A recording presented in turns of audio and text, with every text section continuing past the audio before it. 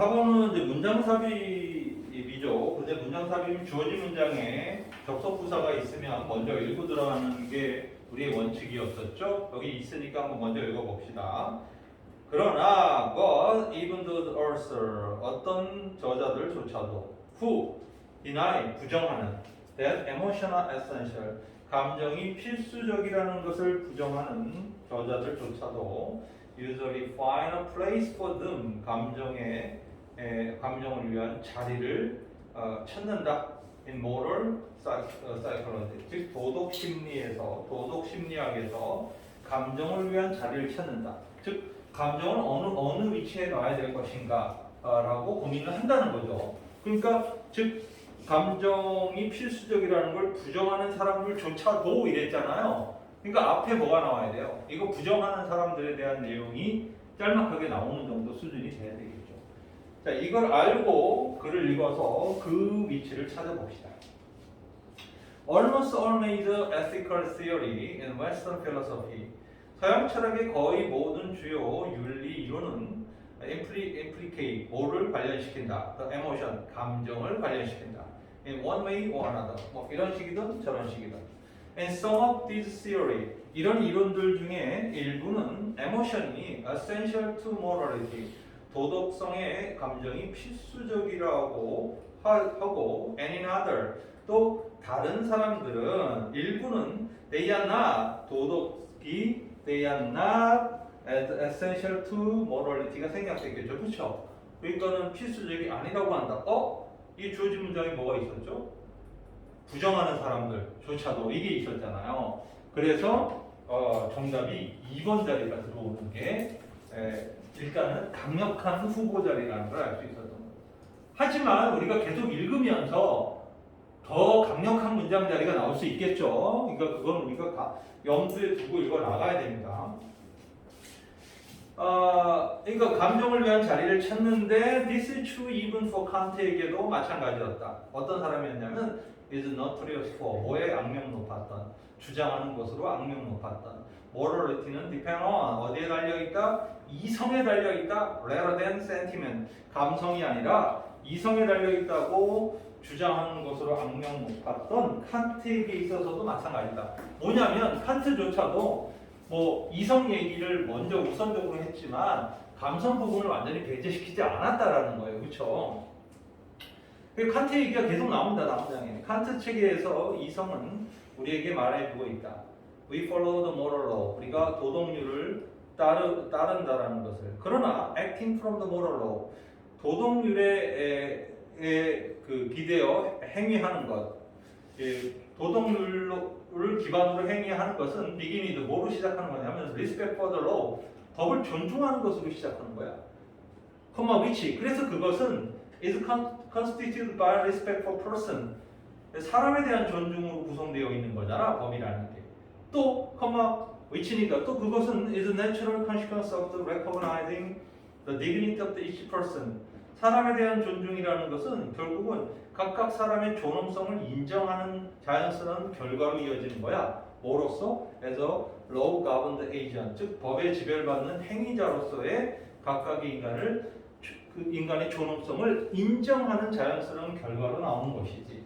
그러니까 이게 뭔 소리냐면 이성이라는 것은 우리가 moral law를 따르도록 하고 있는 거죠. 그러니까 칸트는 이성이 핵심이지만 이 moral law를 따르는 이 행위를 한다라는 것 자체가 법에 대한 존중이고 법에 대한 존중을 한다는 게 뭐예요? 인간에 대한 존중을 하는 것이고 인간에 대한 존중이 뭐라는 거예요? 그 법에 지배를 받는 행위자들의 각 사람의 존엄성을 인정받는 결과라는 거니까 사람의 어떤 존엄성을 인정받는 것은 이성의 문제가 아니라 감성의 문제라고 보는 것이죠. 결국은 칸트조차도 이성을 앞서 여긴 했지만 감성이라는 부분이 배제되지 않았다라고 얘기를 하는 것이죠.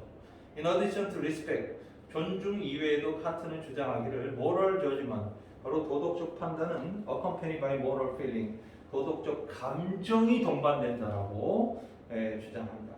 그래서 it's difficult to find a philosopher. 그래서 철학자를 발견하는 것은 어렵다. 어떤 철학자죠? Does not think emotion are important to morality. 감정이 도덕에 중요한 중요하다라고 생각하지 않는 철학자를 발견하는 것은 어려운 일이다. 지금 주어진 문장이 들어갈 자리는 없었어요. 이후로. 그쵸? 분명히 2번 자리라는 걸 알 수 있습니다. 그래서 상당히 좋은 지문이었고요. 이제 이 철학 그 소재 중에 가장 흥미로운 지문 중에 하나가 이제 그 제목 문제였었거든요. 여러분들 제목 문제 정답 잘 맞추셨습니까? 이거 몇 번이라고 했어요? 자, 1번이라고 한 사람 손 들어봐요. 1번, 2번이라고 한 사람, 3번, 4번, 5번. 5번 뭐야? 한 명. 아이 그지들 진짜. 좀 풀어. 자신이 왜? 좋은 질문이에요. 한번 봅시다. One factor, 하나의 요소죠. That may partially explain the rise of philosophy among the Greek. 그리스인들 사이에 이런 철학의 발생을 부분적으로 설명하는 하나의 요인은 may lie in 어디에 놓여 있죠? The special characteristics of the Greek religion and mythology. 바로 특별한 성격, 그리스의 종교와 신화의 특별한 어떤 성격에 놓여져 있을지도 모른다. 뭔 소리인지 모르겠어요. 일단은 이제 그리스인들 사이에 철학이 왜 발생했지? 그거잖아요, 그렇죠? 근데 이게 바로 그 그리스 종교와 신화의 어떤 특별한 성격에 놓여 있을 거다 이렇게 말하고 있습니다. In Greek culture, 그리스 문화에서는 just as India and China, 인도나 중국처럼 religion and poetry, 종교나 시가 existed, 존재했었다. Long before philosophy, 철학 훨씬 이전에 뭐로서 as a recognizable activity, 인정할 수 있는, 인정받을 만한 활동으로 철학 이전에 인정받을 만한 활동으로서 이 철학 훨씬 이전에 이 종교와 시가 존재했었다는 거죠. Educated Greek, 즉 교육받은 그리스인들은 absorb religion, 종교를 흡수했는데 not only through 뭘 통해서뿐만 아니라 cultic worship이 됐구나. 컬트 무비 할 때 컬트는 뭐 숭배하고 뭐 이러는 거죠. 그래서 이런 숭배의 의식이죠. 숭배 의식을 통해서 종교를 흡수했을 뿐만 아니라 얻을수 또 뭘 통해서 종교를 흡수했어요? 호메릭 에픽 포함이라고 했습니다. 호모의 서사적 시들이죠. 호모 일리아드 오디세이 뭐 이런 것도 호모가 쓴 거잖아요. 근데 호모의 시를 통해서 종교를 흡수했다는 거예요. 나중에는 in the tragedy, such playwright as Achilles and Sophocles, 이런 아킬레스와 소포클레스와 같은 극작가들의 어떤 비극을 통해서도 종교를 흡수했다는 거예요. 그러니까 그리스인들은 그냥 우리가 알고 있는 뭐 예를 들어 교회에 가서 뭐 찬송가 부르고 예배해야 종교의 활동을 하는 게 아니라 그리스인들은 어떤 이런 작품들, 그죠? 시라든가 희곡 작품 이런 거에서도 종교를 흡수했다는 거예요.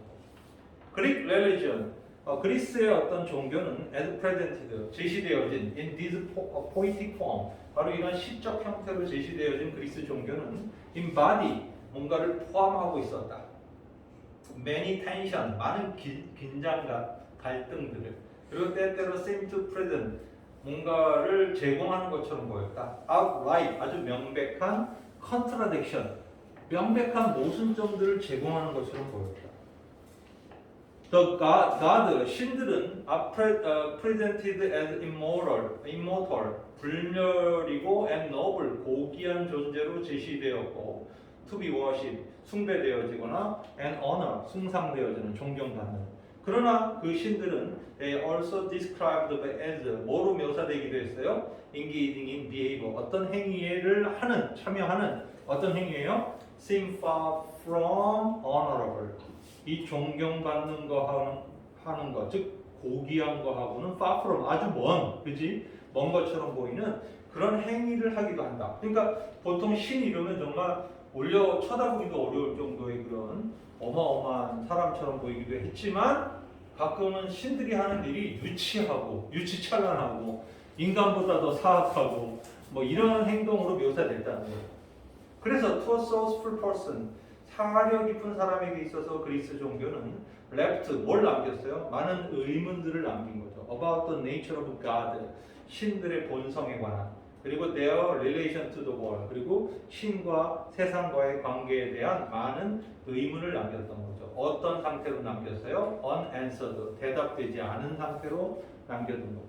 그래서 this, 이것은 아마도 contribute to, 어디에 기여하게 된 거예요? philosophical reflection. 이제 결론이 나옵니다.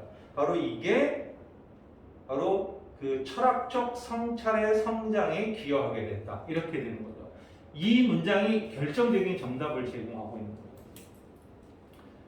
그래서 certainly from the earliest period, 고대 인류의 아주 초창기 시대로부터 we see Greek philosopher, 우리는 다 보고 있다. 그리스의 철학자들이 questioning, 의문을 제기하거나 correcting, 수정하는 거죠. 바로잡는 거죠. religious tradition, 종교적 전통을 handed down, 내려왔던 to them, 그들에게 내려왔던 그런 종교적 전통에 대해서 의문을 제기하거나 그걸 바로잡는 것을 우리는 보게 된다. 이런 얘기죠.